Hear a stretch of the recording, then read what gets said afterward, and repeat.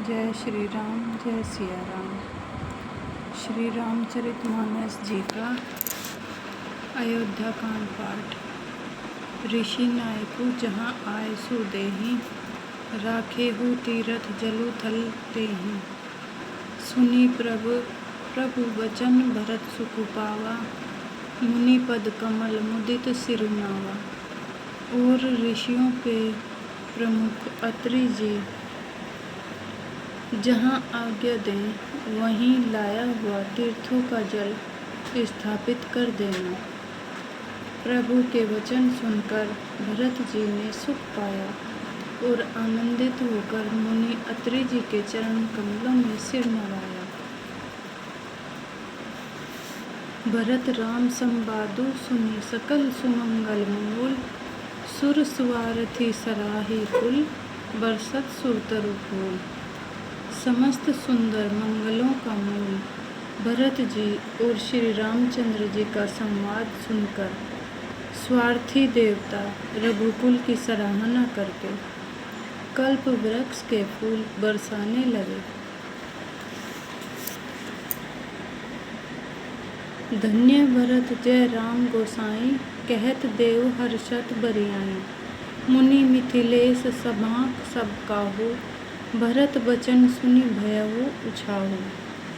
भरत जी धन्य हैं, स्वामी श्री राम जी की जय हो। ऐसा कहते हुए देवता बलपूर्वक अत्यधिक हर्षित होने लगे।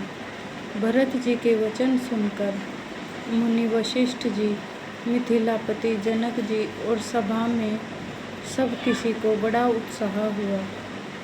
भरत राम गुण ग्राम स्नेहु, पुलकी प्रशंसत राउ विदेहु। सेवक स्वामी स्वभाव सुहावन, नेमु टेमु अति पावन पावन।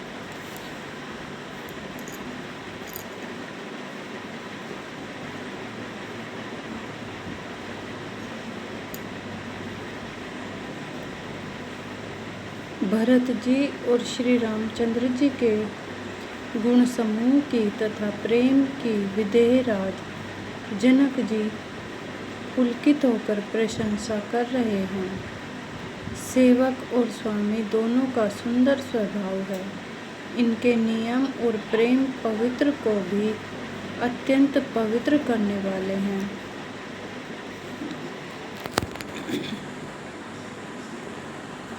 मति अनुसार सराहन लागे, सचिव सभासद सब अनुरागे। सुनि सुनि राम भरत संवादु, दुहु समाज हिय हर्षो विषादु।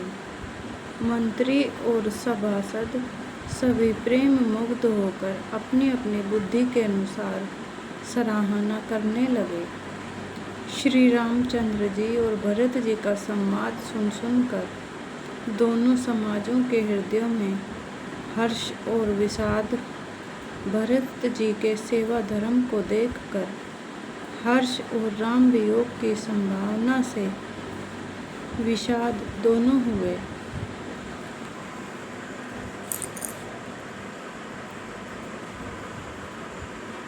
राम मातु दुख सुख समझाने, कही गुण राम प्रभु धीराने।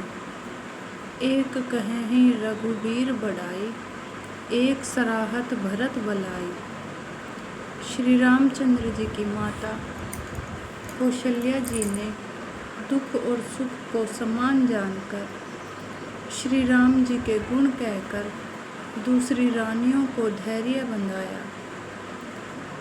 कोई श्री राम जी की बड़ाई बड़प्पन की चर्चा कर रहे हैं तो कोई भरत जी के अच्छेपन की सराहना करते हैं। अत्रि कहेउ तब भरत संशैल समीप सुकूप, राख्य तीरथ तोय तहाँ पावन अम्य अनूप। तब अत्रि जी ने भरत जी से कहा, इस पर्वत के समीप ही एक सुंदर कुआं है। इस पवित्र अनुपम और अमृत जैसे तीर्थ जल को उसी में स्थापित कर दीजिए। भरत अत्रि अनुशासन पाई, जल भाजन सब दिए चलाई। सानुज आपू अत्रि मुनि साधु, सहित गए जहाँ कूप अगाधु। भरत जी ने अत्रि मुनि की आज्ञा पाकर जल के सब पात्र रवाना कर दिए और छोटे भाई शत्रुघ्न, अत्रि मुनि तथा अन्य साधु संतों सहित आप वहाँ गए जहाँ वह अथाह कुआं था।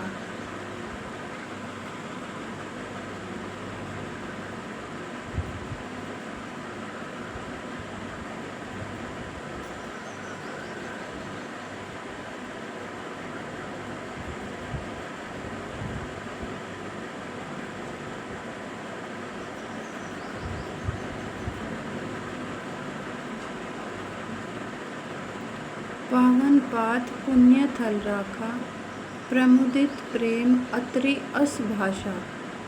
तात अनादि सिद्ध थल एहु, लोपेउ काल विदित नहीं केहु। और उस पवित्र जल को उस पुण्य स्थल में रख दिया। तब अत्रि ऋषि ने प्रेम से आनंदित होकर ऐसा कहा, हे तात, यह अनादि सिद्ध स्थल है। काल क्रम से यह लोप हो गया था, इसलिए किसी को इसका पता नहीं था।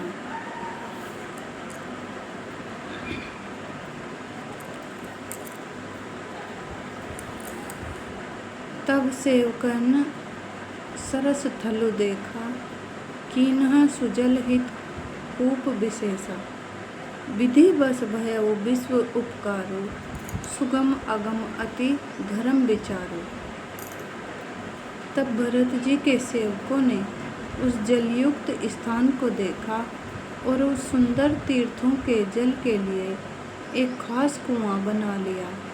देव योग से विश्व भर का उपकार हो गया।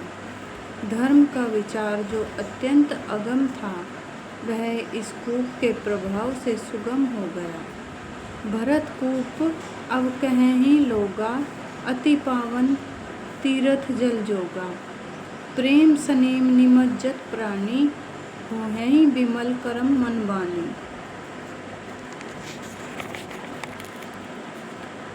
अब इसको लोग भरत कूप कहेंगे। तीर्थों के जल के संयोग से तो यह अत्यंत ही पवित्र हो गया।